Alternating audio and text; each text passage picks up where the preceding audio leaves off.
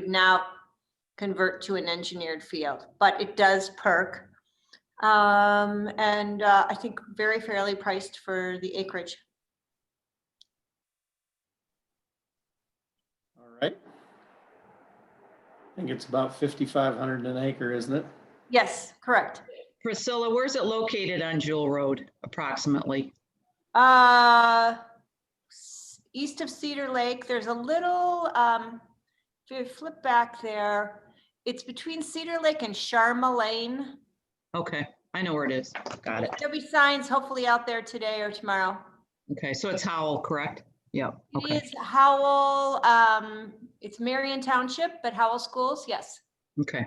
Thank you. Sure. Go. South side of the road, looks like. All right. McDevitt, Summit, Michigan, 1.3 acres. Niels.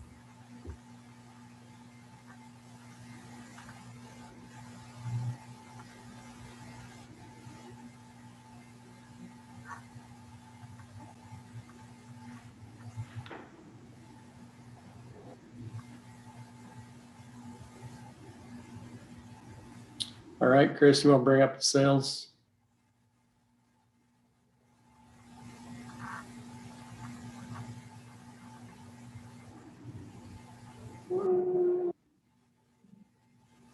Where is it? There we go. So I did finish up year over year numbers this morning. And as you see, single family homes sales were up almost 4%, average sale price 7.3 in the county. Days on market were about even. Condo sales were a little bit down in units, but again, about 7% up in sales price. A little more time on the market. And then you see kind of a big gain in vacant land, 22% increase in sales and 15% increase in average sale price. The other thing I have, which I'll get out later today, is I broke down year over year by school district in Livingston County. So I'll get that typed up and sent out. It's kind of interesting information as well. A little more detailed if you've got a specific appointment in one of the school districts, but overall, all very positive information. You combine that with interest rates being historically low, inventory being almost non-existent. I would expect the prices to continue to go up. So that is that's the sales data. Next thing I've got, if I guess I was listening to a seminar online, and one of the topics was how to win competing offers. And all the things that we always talk about, read instructions from the agent, closing date, occupancy terms, all those things, one complete package. That was one thing that a bunch of the listing agents talked about, is don't follow up with don't send the purchase agreement and then later the approval letter and the disclosure statements. Make sure it's all in one PDF sent off so they can easily handle it. Probably the one thing which some of you may be doing that stuck with me out of that discussion was that the agents, or one agent specifically, said anytime she submits an offer, she CCs the lender and asks their lender to immediately comment about the strength of their client in a follow-up email to the group. So I thought that was a pretty good idea, one that I'm going to start incorporating. I think Matt's actually said something about that before in one of our meetings, but just an idea that came out of one of the things I was watching online. All right, Chris, you want to bring up that document? Well, first of all, if you can see me, you can see I'm holding up a document, right? And a lot of people have seen this. A lot of people reached out to Lisa after they saw it online, but there was a lawsuit brought against 2 local realtors and 2 real estate companies alleging discrimination against those parties in a real estate transaction or an interaction. And what I'm holding is 24 pages of that lawsuit. You can easily find it online to read it. Certainly the best news that any of us had yesterday was that this wasn't delivered to us. And we're going to have a quick, I wouldn't say a quick discussion, but a discussion on this topic because it's certainly something that we have to be cognizant of and aware of. So here are my thoughts. First, we'll be asked by friends, neighbors, clients about this issue. And the best practice is to tell the truth. And that is that we weren't involved in the transaction, have no details of the facts in the case, so we really can't comment on it. The reality is, last night, Lisa was screenshotting me conversations in one of the online discussion groups of realtors, and there were opinions flying from all directions on this.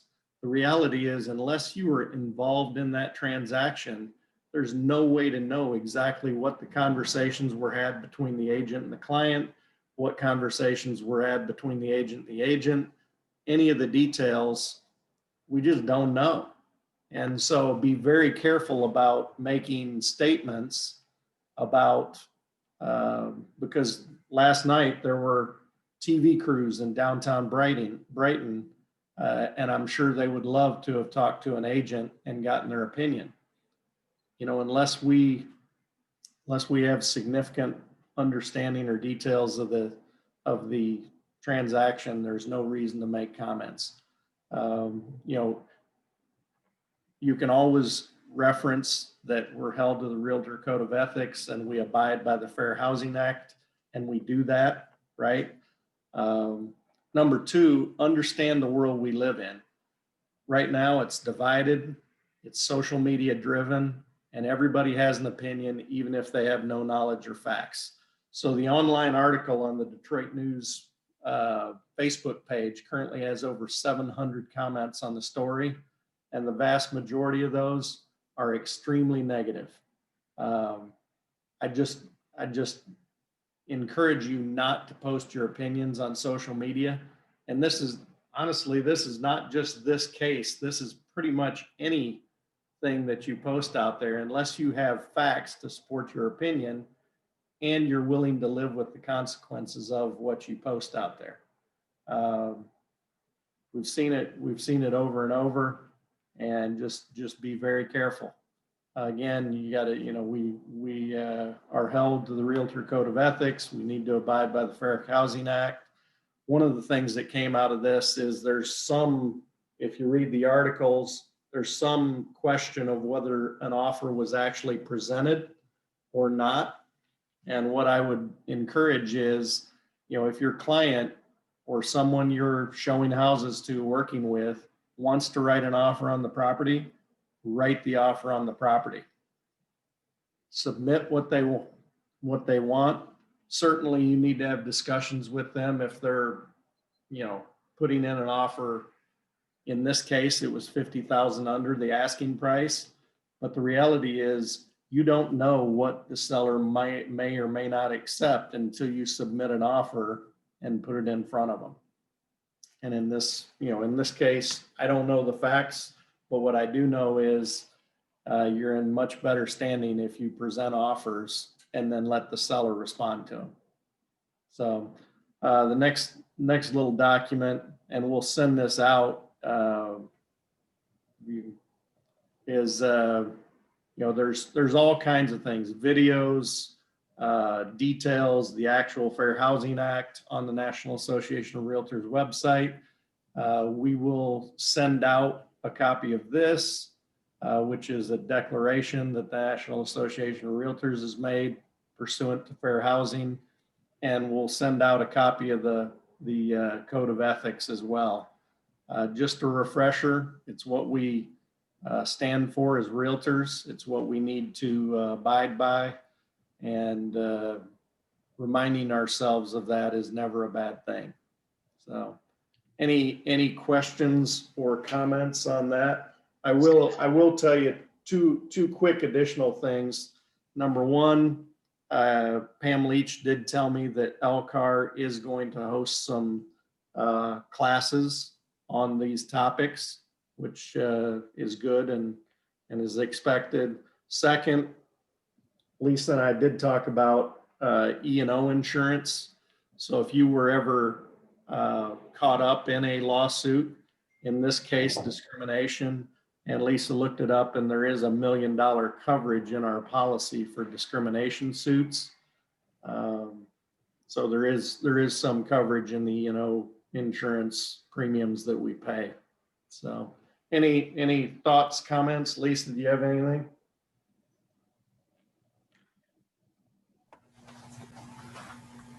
Nope. I just have, this is Sandy. I just have a quick question. They were not, I can't remember what they're called, but they were actual buyers. They were not people that were checking on, the ones that the state sends out to check on. They're like, they pretend to be shop buyers and stuff, but they're not. I don't know what they're. I mean, obviously, buyers. Obviously I can't know that, Sandy, but Right. if you read the article, I saw them interviewed on the TV news last night. Uh-huh. And, it appears that they have friends that live on Zuki Lake, that they've been coming up there for years, whatever. So it doesn't appear that they are people that are, checking your adherence to Fair Housing Act. Yeah, But what do we call those people, Scott, that come out and pretend to be buyers? And I can't remember what the term is used for. Testers. Testers, yeah. Testers, thank you. Yeah. So I didn't know if they were testers or not, but it sounds like they're not. I mean, I haven't read anything about it, so. but Testers I, would not file a lawsuit. But okay, yeah, unless the state was filing it. But if the testers were doing it, if the people were doing it as individuals, no, they would not be testers, correct? well, and I guess the other thing I would say is the fact that this the lawsuit's been filed in our local area, could that encourage testers to be in our environment? I would say it could be. So, not only should we just do what's right, which is treat everyone equally, but we need to be aware of what we say, how we say it, what we post, how it's received. All those things, are important, and they're what we stand for, honestly. Yeah, in a case like these, does the seller hold any responsibility, or do they just come after the real estate agents and the real estate companies? Well, the lawsuit was just the real estate agents and the real estate companies Okay, all right. who the claim was made against. And it, there's you can gain all the information, knowledge you want on it. Lisa said that Rick Bowden was actually interviewed on WHMI this morning. The reality is, as I stated earlier, unless you have intimate facts to the transaction, there's no reason for us to make judgment or comments or opinions. There was this online real estate group that Lisa's a member of that was having a significant discussion on this topic last night through the Facebook group. And,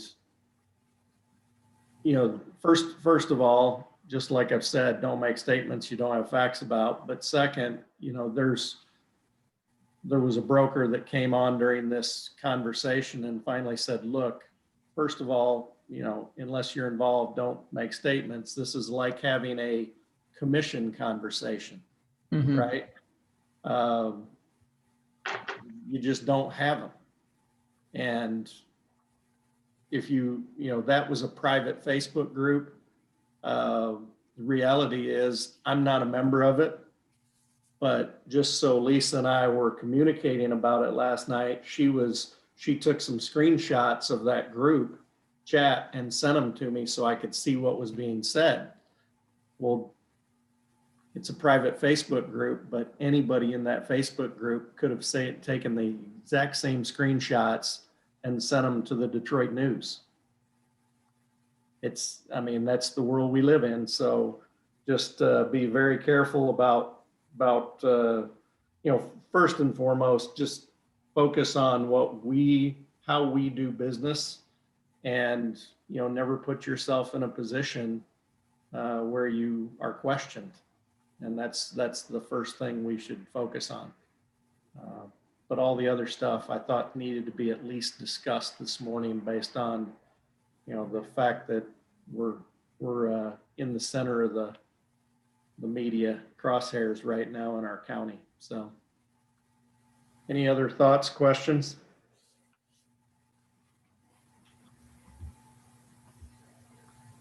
Fun topic to cover. So One thing I would say is that, like you said, don't assume anything is private.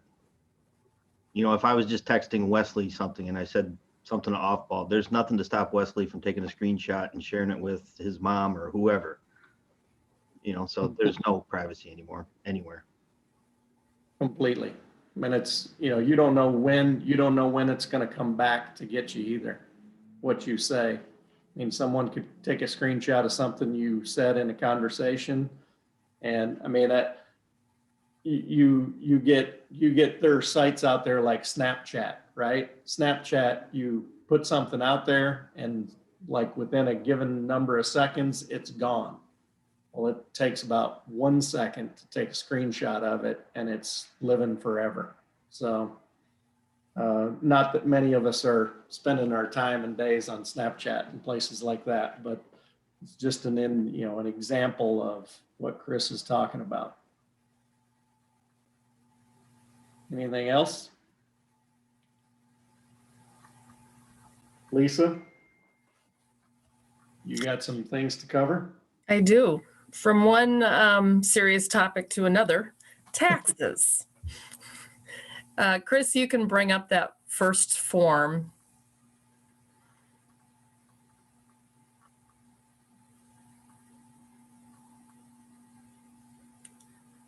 Well, I'll get started. We usually provide all of our agents with a 1099 MIS, MISC, which has been used since 1983. So we're all very used to it. You've probably gotten tons of them in your lifetime. They have changed, the IRS has added a new form. It's called the 1099 NEC, which is non-employee compensation. And that's where we will be reporting your commission, net commission income. So you're going to get, we're working on these now. We are waiting for the forms to arrive, and many other companies are waiting for the forms to arrive too, because this wasn't that well published or promoted. But you're going to get this form, and we will provide you with a summary of your transactions with your 1099s, including the breakdown. So the number we put on line 1, which is non-employee compensation, is the gross commissions less all the fees that we take, which include the company's 6%, any cap that you're paying, any E&O, and the $175 fee for transactions. Those are all netted out of your gross commissions, so those are not deductions for you. Your accountant, if they have any questions, they can refer to the backup that we're going to be providing to you. What are deductions for you that we charge you include postage, car wash tokens, sign charges, and any employee payroll we're doing for you. Any questions on that? There are still 1099 misses. Those are for everything else. The reason the IRS broke this out was they have, in the last couple of years, they have new deadlines. So they have the deadline for companies to provide NECs to the IRS is February 1st, I believe, or January 31st. And the deadline for a lot of the other things that are on the MISC are later, like February 28th or even March, sometime in March. Any questions? We all love taxes. I do have a tax tip that I came across recently, and I'll share that with you. Business meals are normally deductible at 50%, meaning that if you spent $50 on a lunch with a client, you'd only be able to deduct $25. From what I understand, and I'm not your accountant, so please double check with your accountant, for the tax years of 2021 and 2022, the government is encouraging, except maybe the state of Michigan right now, restaurant dining by allowing a full 100% deduction of allowed meal costs. This includes meals with clients as well as any travel meals that you have that used to be subject to the 50% minimum or limitation. Lisa, on that one, can you deduct your meal too, or just your clients? The entire meal, the meal. The whole dining experience. Yes. Okay, now we need to go to the gym. Okay. Chris, could you pull up the Zillow link I sent you? All right, so I don't know if any of you have heard, but Zillow is making changes. They're moving to an IDX feed for our listings instead of a direct feed, which is what they've been getting. And the hubbub for the last week has been, where did all my sales go? And I picked on Wes today, but you can see he has 13 reviews, which is awesome. Some reviews have gone missing too. Drop that back up or bring that back up. But right below that, so Wes, I would suggest you print off those reviews just in case those ever do go missing. And the same would apply to anyone else who's got reviews on Zillow. Print them off in a nice color paper or a color printer so you can keep them and use them as part of your resume. But the good news is those are still intact. Right below the reviews where it says 13 reviews, it says no sales in the last 12 months. Well, everyone here knows that Wesley has had sales in the last 12 months. Go ahead and go down to the bottom. It does show, so right where it says active listings, it shows 3 active listings. 2 of these sold in the last couple weeks, and they're still showing as active in Zillow. So another glitch that Zillow is encountering.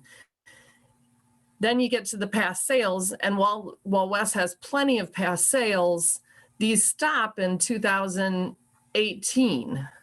And actually, they're not very there are no 2018 in that whole list. There's like one 2018, and I'm pretty sure Wes sold more than one property in 2018.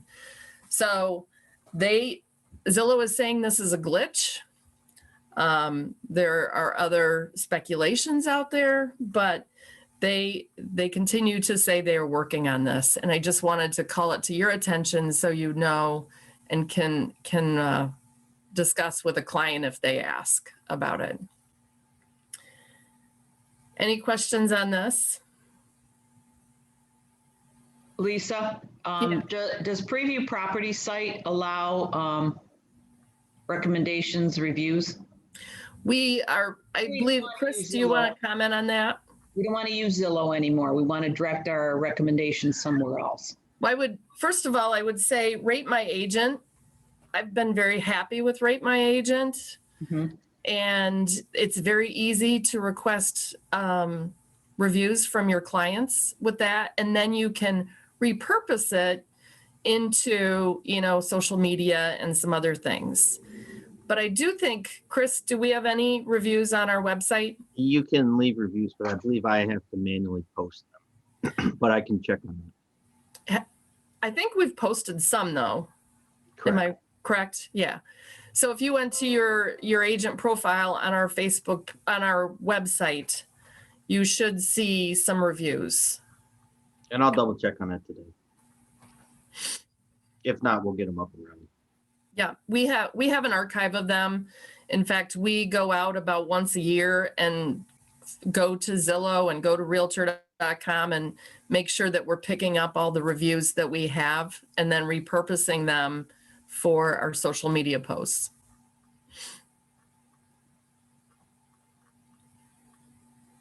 All right. The next thing. Okay, see you, Wes. He's got his MLS user group, which is quite an honor. He is a representative from Livingston County. So thank you for representing us, Wes. The next thing I'm going to talk about are showing restrictions. So just to make sure we're clear, we're all still on that pause that we were on back in November. I think it was November. It seems like we've been on a pause for, 10 months, kind of. And I just want to remind everyone what the pause means for real estate showings. And this includes inspections and final walkthroughs every time you go to a property. So buyers and agents must wear a mask when they're visiting. Buyers cannot bring anyone to the showing who is not in their household.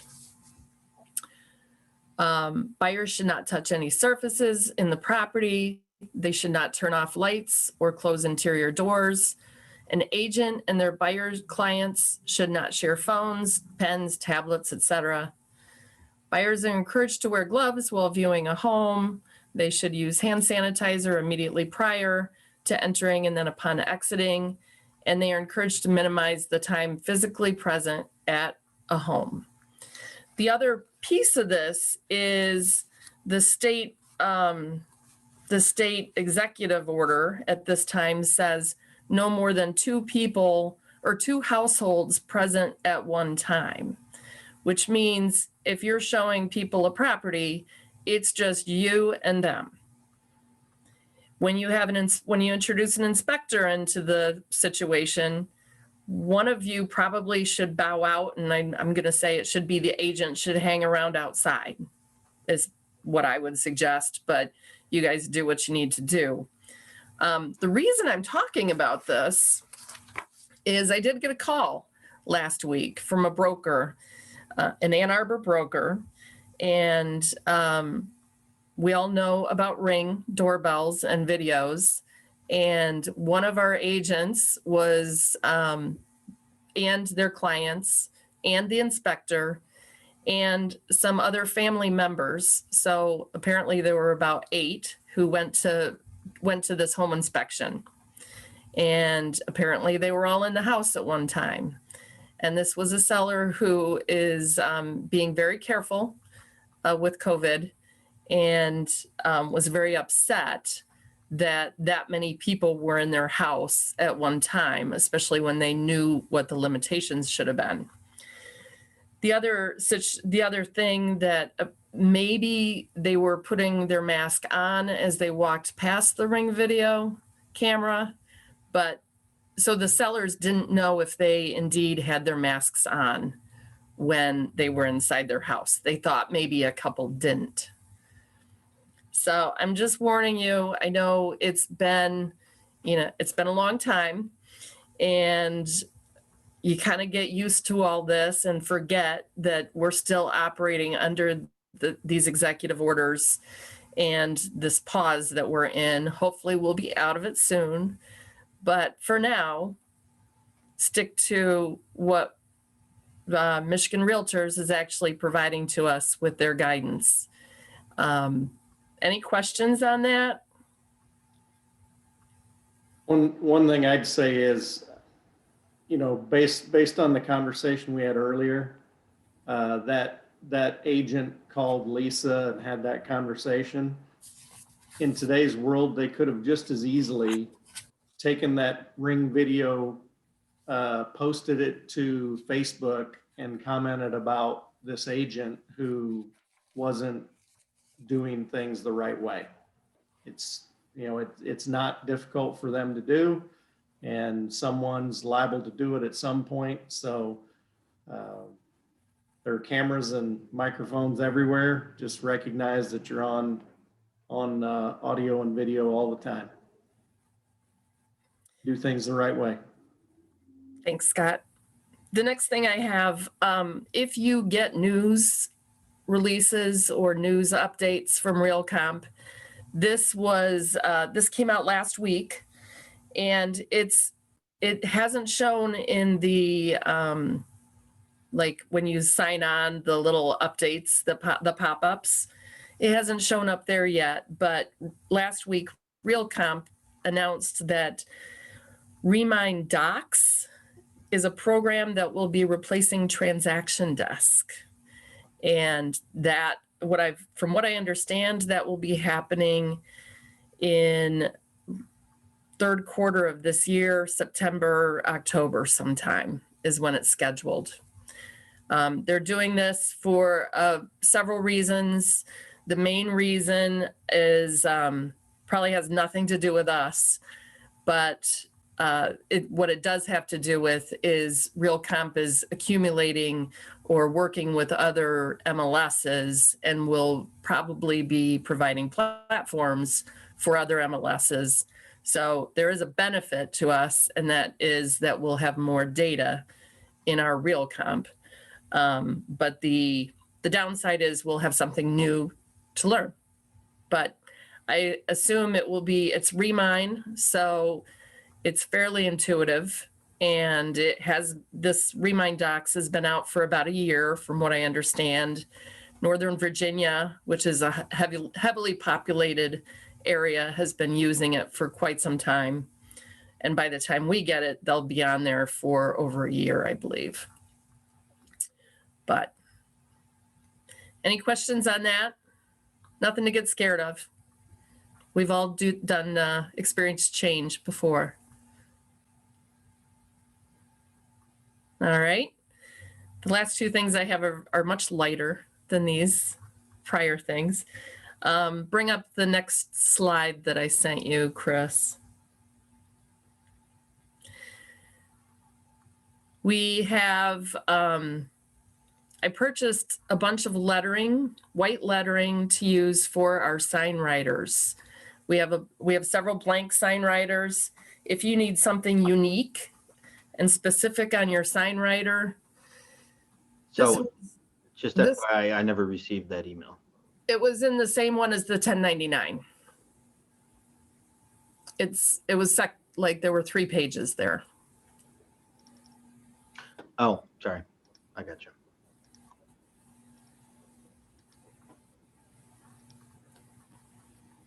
Okay, there you go. So Priscilla needed something that was specific about the 83 acres that we saw earlier. These are easy to do. We need, give us the letters are downstairs in the sign room, in the desk, but we're also happy to put these together for you. We'll get better doing it as we go along, but just give us a day notice and we can get them for you. All right, and then you can go to the next slide, Chris. Okay, this is one of my mistakes from last year, thinking that we'd have home show and some other things, but I got a bunch of bags. These are 10-inch by 6-inch by 21-inch, and I have 1,000 of them. I think they'd be great to use door knocking, if and when you're ready to door knock to put your flyers in. So anyway, I just wanted you to know that I have these, and I'm happy to share as many as you like with you. No charge. That's all I have. Nikki, do you have anything to share today? I do. For those of you that use our app, they are getting to roll out some new stuff on it. And hopefully we'll be able to fill you in more. I'm going to take the course, but it should be some really cool updates where you can, instead of dialing in the actual city, you can put in the address and it's going to pull the taxes in for you. So make it a little more user friendly. So some cool new updates. Premium is, I think it's $1 a month. So it's super inexpensive, but some of the new lenses that are coming out so that you can use on Facebook and Instagram are great as well. They also change monthly. So if there's, say next month, there'll be some Valentine's Day ones, and it changes every month. So it's just a neat new tool that's going to be updated. So watch for more on that. All right. I don't think I saw Matt or Grant on here. Unless I'm here, just not on video. I just see you're just iPhone. Yeah, just iPhone. Got It's anything because to share, Grant? my computer doesn't have audio, but yeah. So just a quick update on rates. So per when I did the quick market update in the office early December, the market did stay strong throughout December into early January. Rates over the past few weeks have shown some weakness due to a couple factors: higher treasury yields, stock market. There's a better outlook on economic recovery, COVID vaccines starting to roll out, stimulus packages.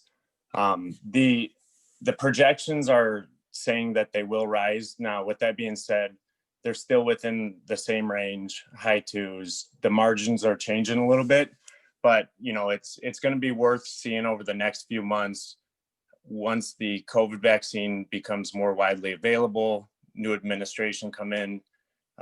Those are all definitely key indicators of possibly rising rates. So, if you have a first-time home buyer, if you have somebody that that is looking to refinance, it's kind of, a good time to catch it on the tail end of the historic rates. Now, it's not a given that they'll rise drastically, but as far as what I'm seeing on projections and just overall the market, that there is a chance that they will rise over the next few months. So, I can't post a snippet on the Zoom call, but if you want to reach out directly to me, text, email, I'll send you a snippet of what the market looks like, what it's doing, and kind of a few articles that you can read and then better prepare your buyers down the road.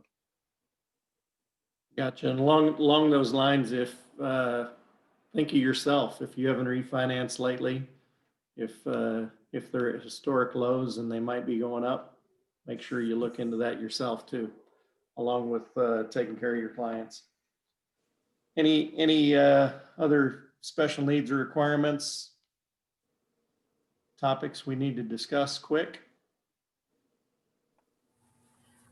I have one. We sent out a link when Lisa Bullock sent out the agenda. She included a link to the community service meeting, which we will have at 10:30 today. So it's a separate link, but we'd love to have anyone and everyone who would like to participate. All right, and my last comment is it's a reminder of social media and what just online presence, what you got to look for. As I sat here, I got 2 texts, one from Jim Shattuck and one from my daughter, who said, "Hey, did you send me a message through Instagram?" No, I didn't. So if you got one, ignore it, and I'll be resetting passwords today. So it's a good reminder to always update your passwords. Any last comments? Don't use the same password for everything. Ooh, Good one there. And don't make it Scott Bolin 123. Tell me something, Chris. I'm not pointing to you. I'm just saying in general. Okay. All right. If nothing else, everybody have a great week. If you need anything, reach out to us. We're here to help. Thanks a lot.